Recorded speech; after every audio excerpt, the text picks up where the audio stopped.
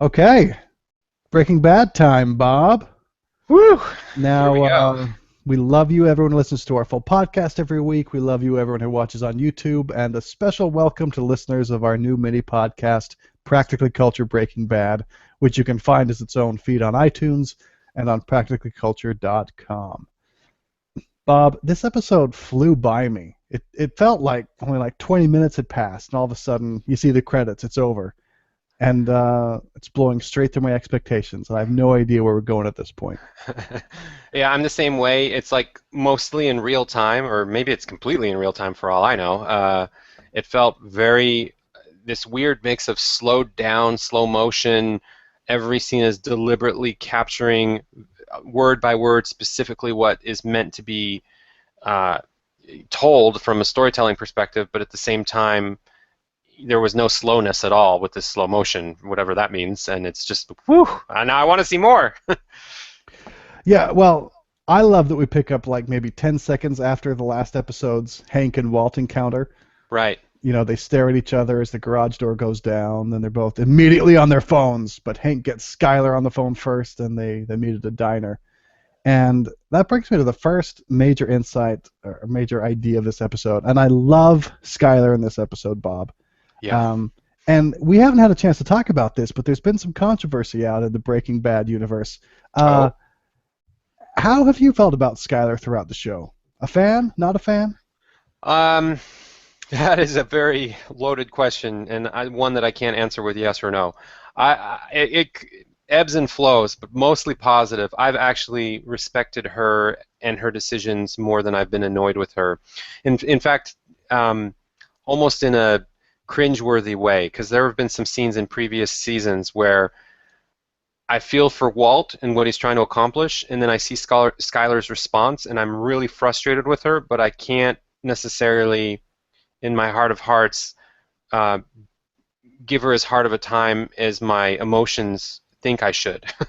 Yeah, well, I think that's one of the really interesting things that this show does, right? Because Walt is our protagonist, which means we're sort of drawn into being on his side and seeing things through his eyes. But you Right. got to keep in mind he's a criminal.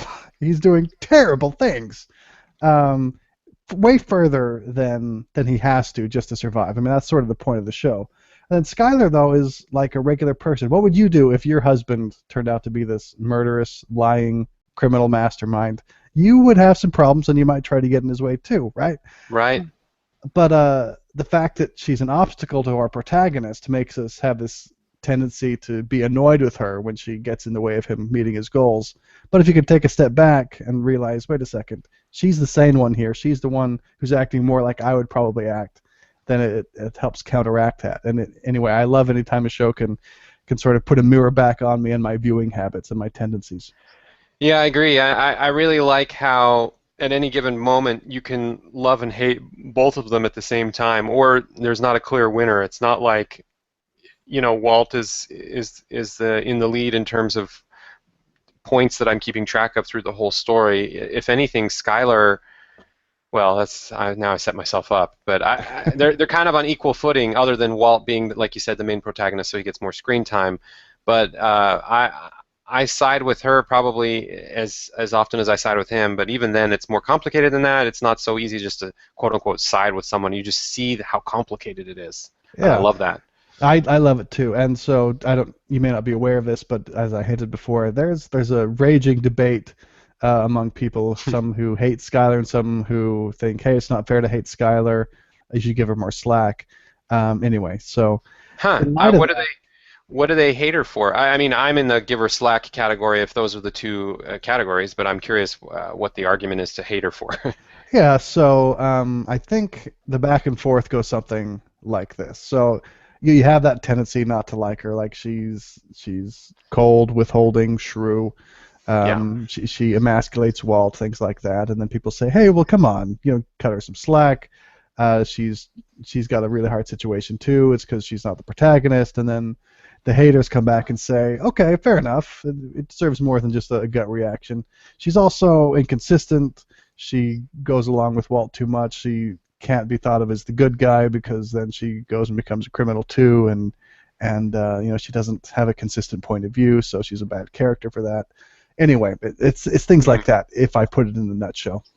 Okay, interesting. I actually like that she's inconsistent and that depending on the dynamics of the situation at hand, she reacts in a nuanced, slightly different way. Like you can't quite assume you're going to know what happens. And that, to take it back to this episode, in the diner scene, I'm like on the edge of my seat, like, what's she going to say? Like just reading Skylar's face as, I mean, they give Yeah. a lot of time to Hank up front to like set it up like he's trying to get her to talk on a recorder, and then I'm just like, Skylar could go all sorts of directions with this. And the way they took it, I loved in the end, but I really agree. That's where I started this whole thing. I love Sky in this episode because Hank assumes she's just a scared passenger on the Heisenberg train, but he also starts giving clues that he needs something from Skylar, and Skylar is scared, but she keeps her mouth shut. She decides what's best for her, and she wins the exchange just as much as Walt beat Hank. Now Skylar beats Hank. Um, and you're right, the tension is so high, but then she realizes, wait a second, Hank's got nothing. She's like, I need to see my lawyer, and I'm getting out of here unless I'm under arrest. Am I under arrest? Am I under arrest? And yeah, she pulls it off. beautifully. And we can come back to this if you don't want to fast forward this far into the future, but I also found it really interesting her interaction with Walt after he passes out on the bathroom floor, and she takes care of him and obviously can't take him to a hospital, or at least that's an implication, one implication, um, and just like makes him comfortable until he comes through, and then they have like almost like a love story conversation indirectly. It was just almost heartwarming to see um, them back together again in some ways, but maybe that's overly simplistic. But what did you think? Well, I really loved it too. I mean, because Walt is freaking out at this point, and it's her because I guess Walt assumes that she's made a deal and has flipped on him, right? That's what he Right. says. But she stays calm and is like, no, listen, I didn't say anything. He has nothing. It's best if we just keep quiet, and we'll try to get through this. That should be our best play. Um, and it's weird because on the one hand, well, it plays with the whole whether Skylar's a good character thing, right? Because I love seeing her be supremely adaptable, be really smart, and be a real source of strength in this relationship. On the other hand, she's sort of Breaking Bad herself by doing Yeah. this, So all of a sudden she's a little less sympathetic as a human being, even though as a player in her own story she's more sympathetic. But she is, just by contrast, she is very sympathetic because Walt's kind of in the deep end now, and it's been a while since I've sort of related to him and the slippery slope that we've seen evolve over all these seasons. Whereas Skylar, what she's doing, although it's still criminal activity and there are ethical and moral questions raised and blah blah blah, it feels like such small potatoes by comparison. So she's like easier to like at this stage just by comparison. Yeah, absolutely. I mean, she didn't really choose the situation, and now she's trying to make the best of where she is. And I can understand the motivation to have shit ton of money as opposed to having a husband in jail and not having money. So, you know, Right. that's the choice in front of her. Yep. Um, let's see. Oh yeah, what did you think about Walt getting indignant about sending Hank on a trip to Belize? Now, um, is family really off limits to Hank? I mean, I can see him weighing the cost of collateral damage of offing Hank and deciding not to do it. But out of the question, really, for Walt? Well, I'm actually glad that it was brought up that way because I like to think it is off limits still. Like in the same way that he's been doing this from the beginning, quote unquote, for his family. Hank, by extension, that's not who he's doing it for, but is part of that reasoning of family. So like, there's always been this line in the sand with no matter how crazy he gets with nearly killing kids and being involved in a kid's death actually, and all this other crazy stuff. He hasn't crossed the family line, and it's kind of a real Scarface Godfather moment in that sense. Like he has to have a line somewhere, or else he would be just totally crazy, right? Yeah, I guess I'm not sure he's not totally crazy. I guess we'll see. I mean, it still could be Hankey's coming back to off in the flash forwards. But speaking of Oh, that, that's true. um, we had just have more candidates, right? That last scene with Lydia coming and I just want to say, put it this way, getting all Heisenberg on those people out, that was pretty intense. With Todd With as Todd.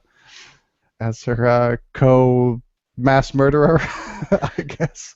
Yeah, and this is one area where I guess it's forgivable, and we're not supposed to criticize because this is like almost canonized TV at this point. But I feel like the whole Todd, tough guy storyline is a little bit blown out of proportion. Like, really, he has just the right connections, and he knows just how to handle situations where he can take out like an established meth leadership team in the middle of nowhere. It just felt like, wow, this Todd guy, he looks like a 20-something.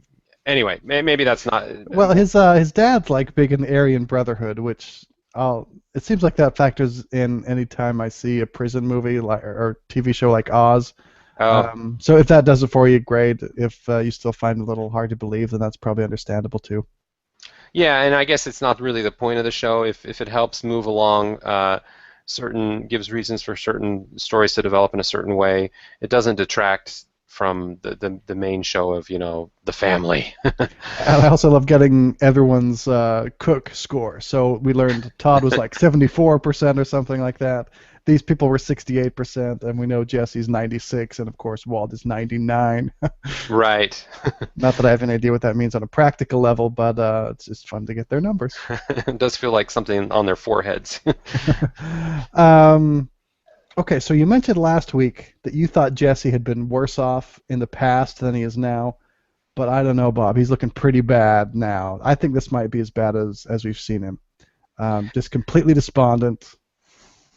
Yeah, and I guess they don't show it in as much detail, but they do start the episode with him uh, in a very chillaxing sort of mood that's almost disturbing, even if there's nothing wrong with the scene necessarily. I'm still sticking with I think that he was worse off before, and now he's more blah.